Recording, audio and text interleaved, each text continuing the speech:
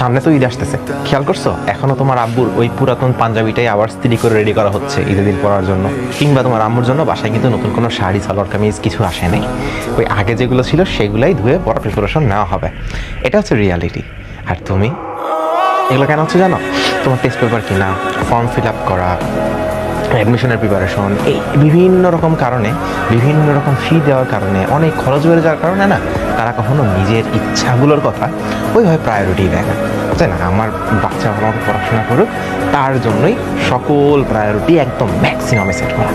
এই মানুষগুলোর স্যাক্রিফাইস তুমি দিনের পর দিন নষ্ট করে যাইতেছো ফেসবুকে রিলস দেখে দেখে, পড়ার টেবিলে বসে বন্ধুদের সাথে মেসেঞ্জারে আড্ডা দিয়ে দিয়ে। বুঝছো, মানে তুমি বেইমানিটা আসলে কার সাথে করলা?